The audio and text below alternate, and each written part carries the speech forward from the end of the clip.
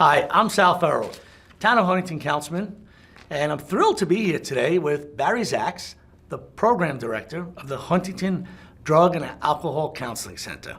Today we're going to be speaking about the social host law, something that's very important, something a lot of people don't understand or may not know about. But first, before we speak about that, can you tell us a little bit about the Huntington Drug and Alcohol Counseling Center, what you do and what the center does for Huntington? We're located at the Flanagan Center right here by Town Hall. We do on-site counseling for youth and adults and family members who may not drink or drug but are affected by alcohol and drug use around them. We also have a license to provide prevention services. We're in 8 different school districts doing evidence-based curricula. We do community presentations. We train people in anti-overdose. And when it comes to the issues around drug and alcohol problems, we're there to help the community. I look at, things like, alcohol and drug addiction and people who are in that field. And I truly think it's something, well, you have to have a heart condition. And when I say heart condition, truly a heart of caring to make a difference. And having spent that time with you, I know you have that. That is very nice of you. Thank you very much. I love working in the field. At one time in my life, had you told me I'd be working in the field, I would have fallen on the floor and laughed at you. And so what I try to convey to people that we deal with is they don't know where they'll find themselves if they address alcohol and drugs as the serious matter it is. And I don't think I've ever really lost my passion for it, but thank you very much for your sweet words. So today we're here to talk about the social host law. Like I said, not many people know about it, and I'm glad you're here because we need for people to understand it, and people to understand the responsibility and liability they have when they host people at their house. So can you start by telling us what the law is and really what it means to people? Well, the social host law, it's a legal basis for holding responsible parents or adults who may rent or own or control property where there's underage drinking. There are variations of the social host law all over the nation. And I think the law is only helpful to the extent people know about it. And I think people still don't know about it. It's really important to take a look at underage drinking as the problem it really is. It's not just about social control or criminal liability or penalties. It's really about helping with a public health problem. Is it just underage drinking? Or if adults have a party and somebody's overserved, is it?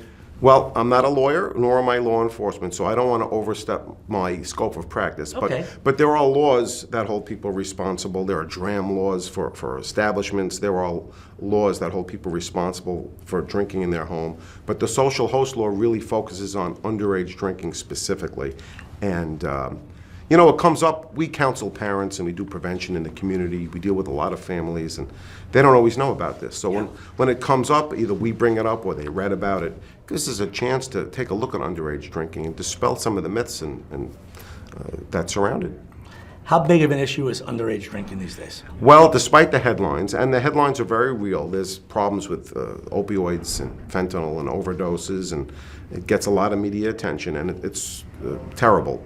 But alcohol remains the #1 drug problem, and it's not looked at often as a drug problem, but it's a drug problem in the nation, in this state, and not just for adults, but for youth. And it's associated with all sorts of violence, relationship problems, health problems, car fatalities and accidents, and the social costs are in the billions of dollars. And so I want people to understand that underage drinking is a significant problem. It just doesn't always grab the headlines the way that, other drugs do. I'm glad you brought up the other pieces of it, because the relationships, the financial issues, the drinking leads to gambling, failed relationships, missing work, all the other things, and sometimes people don't think about that stuff. No, I think that alcohol and alcohol-related problems, when we do counseling, we're looking at an individual who might be in front of us, but this is not just a problem for an individual. And what we have to address isn't just an individual and their attitudes. it's family attitudes, it's community norms. So something like the social host law represents a segment of society, the legal system, or being part of the puzzle here and a part of the solution. Do you think sometimes parents feel, well, if I have the kids at the house, I have control. If they're drinking here, it's better, it's safer. Instead of them being out there, I don't know what's going on, they're at a bar, whatever, let them drink here. It's much safer, and listen, they're 17, they're 18, they're gonna drink anyway, but at least if they're here, it's safer, and it's a sense of control. I think people do think that, and it's understandable, actually. There's a logical thread to it. But what we get to do when this comes up is to really educate folks on the truths and the myths. And the truth is that permissiveness at home is absolutely associated with people developing heavy alcohol use-related problems later in life.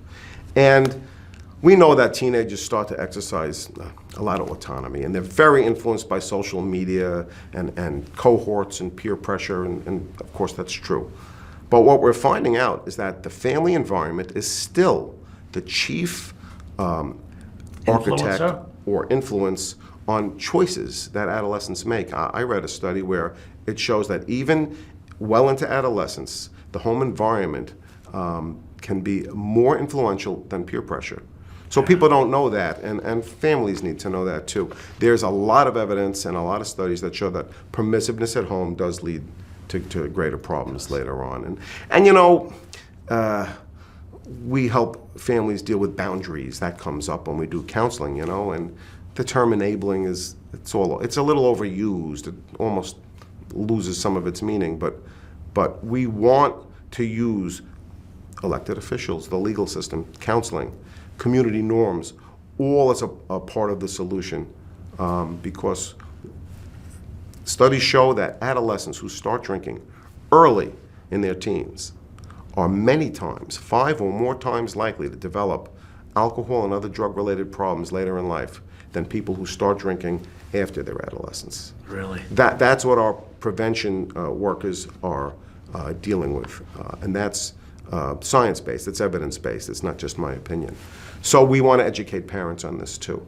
When we deal with the social host law, yes, we want people to understand they can get in trouble legally, they can get fined a lot of money if there's problems, but we want them to understand that one of the myths is that they are actually in control of this, and that even with the best of intentions, without being armed with some knowledge about underage drinking as a drug problem, that can actually be creating harm.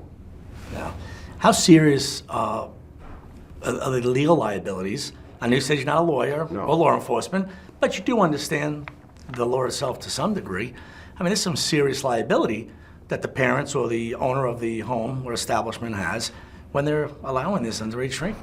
Where this has come up is when there's been car accidents, when people leave these parties. And now the people who own or rent or are in control of property can be held liable. I don't just mean in a criminal way, but in a civil way, as financial way, with penalties related to all sorts of problems. There's violence, there's criminal behavior that's all associated with some of the parties that happen.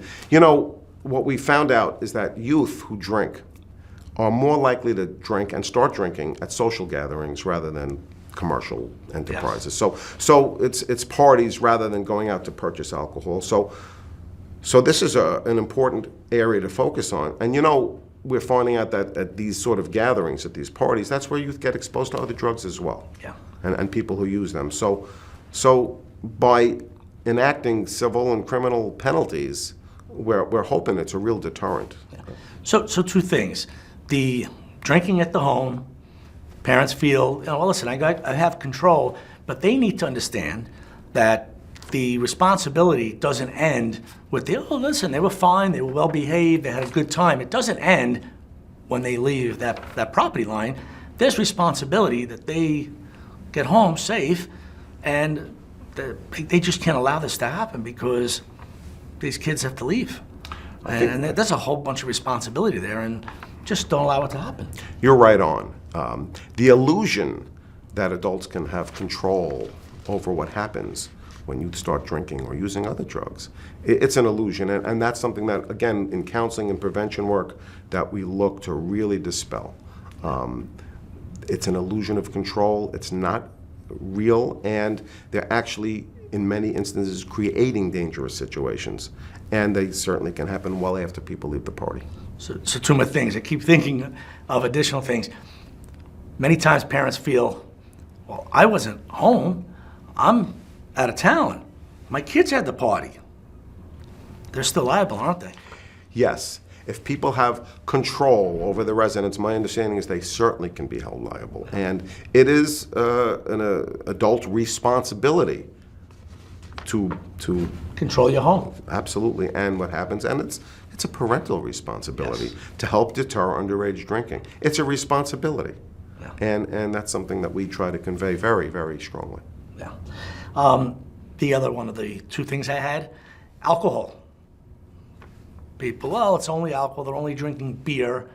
It doesn't lead to anything else. Is alcohol considered a gateway to other things? Not only is it a gateway, but in and of itself, it is, again, the number one drug problem that we face.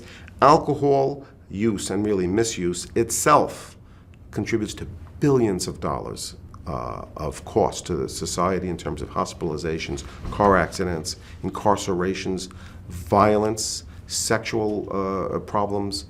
Alcohol itself, besides being a gateway, which I'll address, is itself a very dangerous and poisonous substance.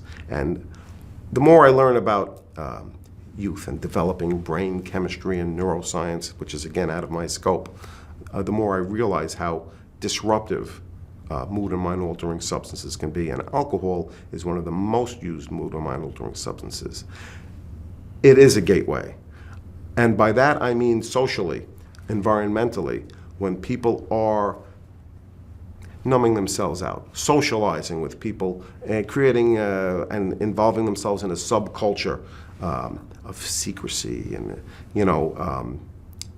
it could be cool, it could be fun, but that in itself is a gateway to meet more people who are using marijuana, sedatives, cocaine, opioids, and that's where the headlines come in. Most people that we treat in counseling did start with alcohol. Okay. And the youth that we see, because we treat adults and youth, and the youth who come in, alcohol is their drug of choice very often. It is. And it gets so minimized and even unintentionally covered up by some of the more dramatic headlines about harder drugs. Alcohol is itself a very powerful and mind-altering drug, and it contributes to family problems, community problems. It's a national problem. And people say to me, well, we're in Huntington, this is suburbia, it's not, the Lower East Side or something. Alcohol problems are very democratic. They are, my clients and patients I've treated are black, white, Hispanic, other, old, Doesn't know any young, race, religion, creed, or anything. 12 years old to 87 years old, every race, ethnicity, religion. This is, people have a lot of myths about Yes. what contributes to alcohol problems. Do you have any other, before we say goodbye, do you have any other advice you can give to parents in this area that can help them? To seek out people like me, people like you, to stay educated, to stay informed, and that parenting involves a lot more than befriending your children.